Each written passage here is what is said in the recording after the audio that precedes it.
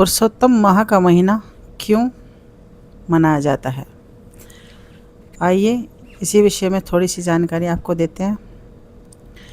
यह महीना 3 साल में एक बार आता है। जब हमारे महीनों में तिथियां घट जाती हैं तो वो कहाँ जाती हैं? वो सारी घटी हुई तिथि 3 साल तक इकट्ठी होने के बाद एक महीने में तब्दील हो जाती है या बदल दी जाती है भगवान श्री कृष्ण के द्वारा। पुराने समय में एक कथा है और श्रीमद् भागवत में भी लिखा है कि एक समय जब ये सारी तिथियां इकट्ठी हो गई तो इन्होंने अपने रहने के लिए स्थान मांगा कि जैसे 12 महीने आपने दिए हैं, कभी इकट्ठा करके हमारा भी एक महीना तैयार कीजिए। लेकिन इस पर सभी देवताओं ने मना कर दिया कि ऐसा नहीं हो सकता है, क्योंकि इस तरह से समय चक्र बिगड़ जाएगा। क्योंकि महीने 12 ही होते हैं और 12 महीनों के हिसाब से ही सारे जो देवता हैं, सारे जो ग्रह हैं वो कार्य करते हैं। तब अधिक मास का महीना परेशान हो गया और वह शंकर भगवान के पास गया। भगवान जी से उन्होंने सारी बात की।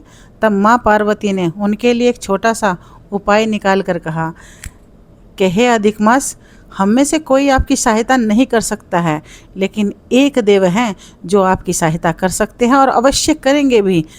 उनसे कहना, हे नाथ, आप तो सृष्टि के पालनहार हो, सारी सृष्टि का संचार करते हो, देवताओं और दानव की सभी की रक्षा करना आपका परम धर्म है। आज तक आपने जो किया है कोई दूसरा नहीं कर सकता है। और इतना कहकर उनके चरणों में गिर जाना, तब प्रभु आप पर कृपा ज़रूर करेंगे।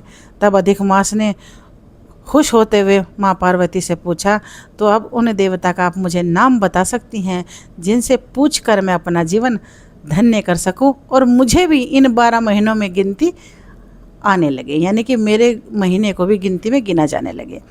तब माँ पार्वती ने मुस्कुराते हुए भगवान नारायण का नाम लिया और कहा, आपको कुछ समय रुकना पड़ेगा। जब ये अवतार लेकर के धरती पर जाएंगे और कृष्ण रूप धारण करेंगे, तब आप अपनी ये बात उनके सामने रखना, क्योंकि अभी यहाँ रखोगे तो नहीं समझेंगे, क्योंकि धरती पर रहने वाला ही धरती वासियों की समस्या का समाधान निकालते हैं। उन्होंने हजारों वर्ष इंतज़ार किया और जब भगवान श्री कृष्ण ने धरती पर माँ देवकी नंदन बनकर जन्म लिया और जसोदा मैया के यहाँ पालन पोषण उनका होने लगा, तब जब वे 7 वर्ष की आयु के थे, तब अधिक मास उनके पास गया और कहा, प्रभु, जिस तरह आप सबका कल्याण करते हो और कल्याण करने के लिए आपने यह जन्म धारण किया है, उसी प्रकार मेरा भी कल्याण कर दीजिए। मैं बहुत उम्मीद लेकर यहाँ पर आया हूँ। तब छोटे से लल्ला ने पूछा, बताइए आप क्या मुझसे चाहते हो? उन्होंने कहा, जिस तरह आप गैया और पूरे विश्व का कल्याण कर रहे हो, मेरा भी कर दीजिए। 12 महीनों में मेरी गिनती भी लगा दीजिए। तब सारी बात जानने के बाद भगवान श्री कृष्ण ने कहा, ठीक है, मैं आपके लिए कार्य ज़रूर करूँगा, लेकिन उसके लिए आपको थोड़ा सा दंड मिलेगा। कि आपको हर साल समय नहीं मिल पाएगा। मैं आपको साल में सिर्फ 4 बार ये समय दे पाऊँगा। अगर आपको मंजूर हो तो हाँ कीजिए। उन्होंने कुछ सोचने के बाद कहा, ना से तो जो है वो अच्छा है, तो आप मुझे इस साल से लेकर के और जब तक आपका मन करे 1 महीने का समय दीजिए। तब उन्होंने कहा, समय का तो कम अभाव होने के कारण आपको पूरा महीना तो ना मिलेगा, लेकिन जितने दिन भी आपके इकट्ठे होंगे इन 3 वर्ष के अंतराल में, 4थे वर्ष आपको समय ज़रूर दिया जाएगा। और तब से आज तक उन्हें ये जगह मिलती है कि हर 3 साल के बाद जब 4था वर्ष लगता है, तब उन्हें 1 महीने में तब्दील कर दिया जाता है।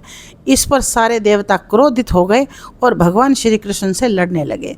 तब भगवान श्री कृष्ण ने उन्हें समझाया कि जिस तरह आपको अपना अधिकार चाहिए, उसी तरह अधिक मास को भी अपना अधिकार चाहिए था, लेकिन इस पर भी वह सब उन्हें जगह देने को तैयार नहीं हुए। तब भगवान श्री कृष्ण मधुसूदन ने सुंदर रूप बनाकर मुस्कुराते हुए कहा कि इस महीने को मैं अपना नाम देता हूँ। और तब उन्होंने अपना एक प्यारा सा नाम पुरुषोत्तम मास रख दिया और कहा, इस महीने में जो व्यक्ति निर्धन है, जिनके औलाद ना होती हो, जिनके पास घर ना हो, जिनके पास कोई दुविधा हो, समस्या हो, इस पूरे महीने मेरा नाम उच्चारण करेंगे, उनकी हर समस्या का मैं समाधान करूंगा। इतना कहकर के इंद्र की ओर देखा और भगवान इंद्र ने कहा, अगर आपकी इच्छा है तो हम ज़रूर पूरी करेंगे। और उन्हें वह समय दे दिया। लेकिन इस महीने की जो महिमा है वो इसलिए भी ज़्यादा है क्योंकि भगवान श्री कृष्ण ने स्वयं अपना नाप इनको दिया है और साथ में कहा है कि इस महीने जब आप तुलसी की लकड़ियाँ सूख जाती हैं तो उन्हें इकट्ठा कीजिए, उनकी एक गठड़ी जैसा बनाकर उन पर रुई लगाइए और उन्हें अग्नि में दाह कीजिए। या तो हवन में इस्तेमाल कर सकते हैं या रोज़ उन पर रुई लपेट कर एक दिया बनाकर मेरे सामने जला सकते हैं, या आप उनकी जड़ों को इकट्ठा करके तिजोरी में रख सकते हैं। अगर तुलसी का पूजन, तुलसी के दल का पूजन, तुलसी के पौधे का पूजन, तुलसी के गमले का पूजन और साथ में भगवान नारायण का अगर कोई ध्यान लगाएगा, शंकर भगवान को जल चढ़ाएगा और जल में थोड़े से चावल डालकर अगर चढ़ाएगा तो लक्ष्मी उनके घर में सदा सदा के लिए निवास करेगी।